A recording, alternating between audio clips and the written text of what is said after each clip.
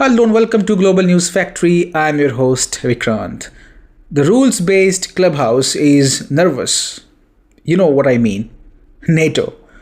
You could hear it in Finland's warning. We are monitoring Zapad. Behave yourselves. Cute line. But then came the twist he did not script. Two US officers at Zapad, on the ground in Belarus, shaking hands with Viktor Krenin, the defense minister.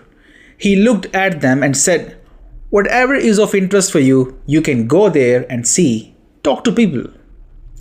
Now, that is what you call an open house. That is confidence. That is a host saying, "Doors are open, take a look." And it was not just the US, by the way. 23 countries had eyes there.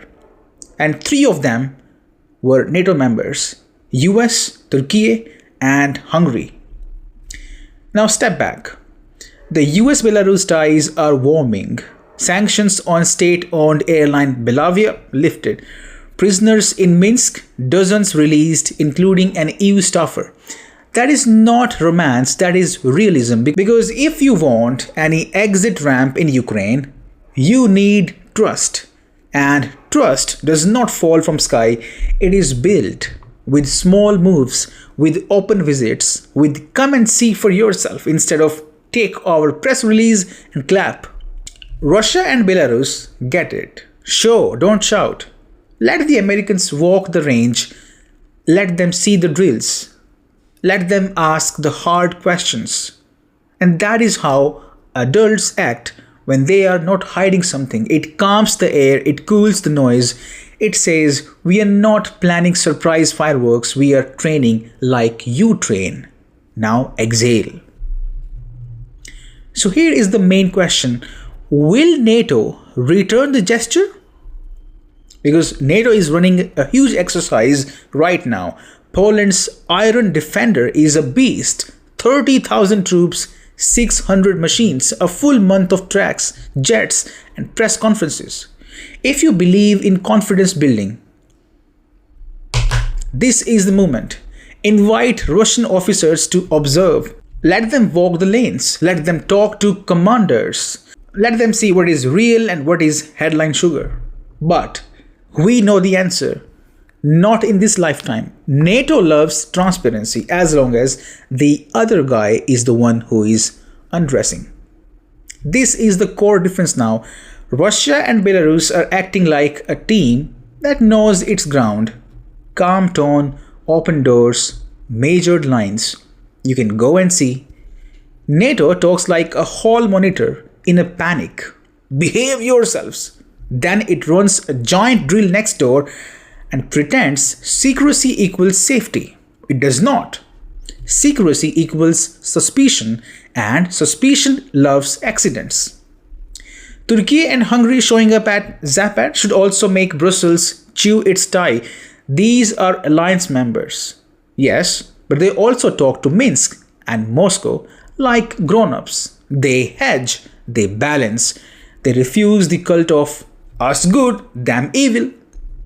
And that is healthy. That is the future. Multipolar means more chairs at the table.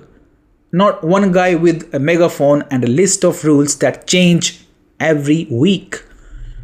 So if you care about peace, you care about optics that reduce risk. Observer invites reduce risk. Phone calls reduce risk. Shared maps reduce risk.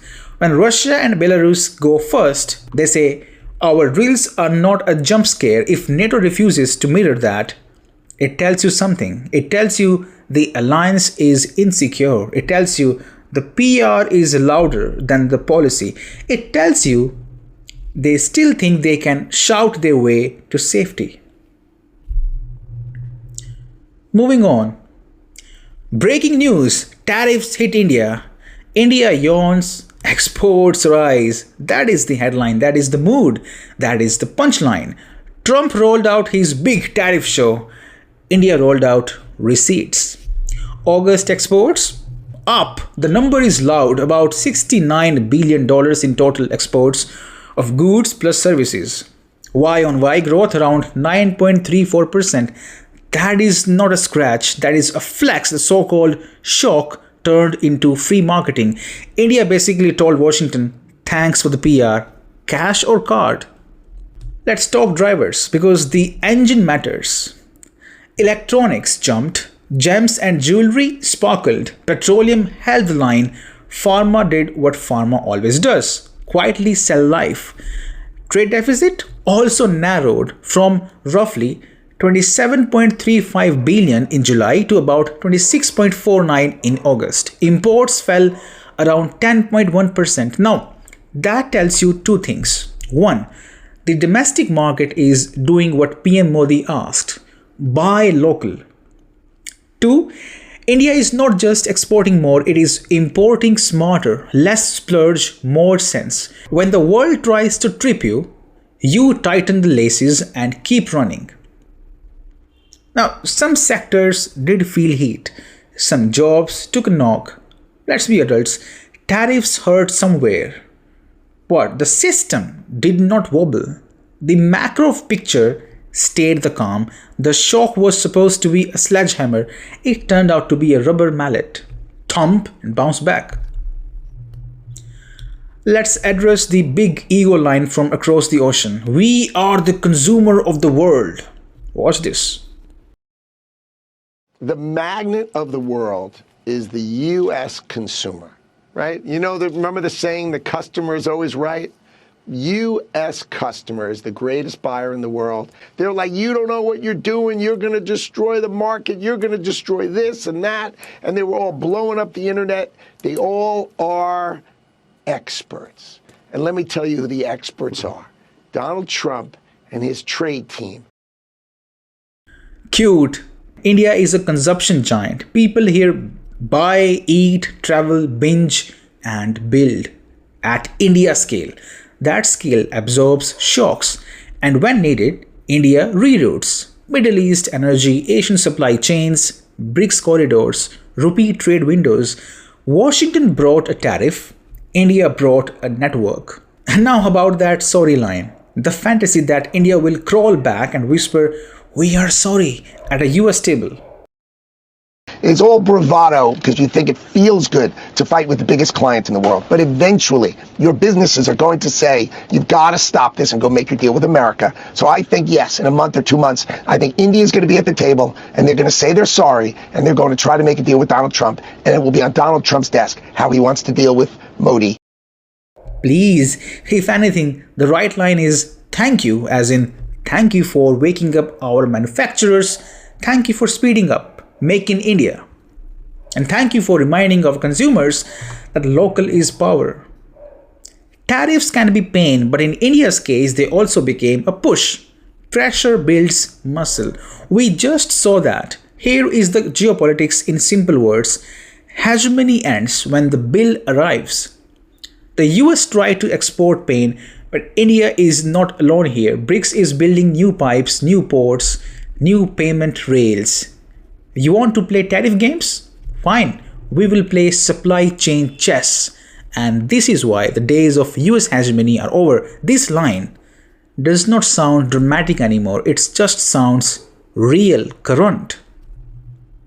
Now, why did the tariff boomerang? 3 reasons in human language. 1. India's export mix is wider than people think. We have software, services, pharma, electronics, machinery, diamonds, fuel. If you slap one window, the house still has many doors. Number 2, domestic demand is a cushion. If one buyer sulks, a billion people don't. 3, policy unity. Vocal for local is not just a slogan, it's a shopping habit now. The middle class took the hint and pulled the cart. The government also reduced taxes on goods, which will further spur domestic demand, and we will see that in coming months. So, America brought a stick to a bazaar. Bazaar is a market in Hindi. And everyone else brought wallets. The stick looked big, the bazaar was bigger. Prices danced around it. Suppliers walked past it, and shopkeepers smiled. At the end of the day, the stick got tired. The market did not. Let's keep it real. India should not gloat, it should grind. Lock in new FTAs on your terms. Keep cutting red tape, keep building ports, grids, and fabs. Double down on pharma quality.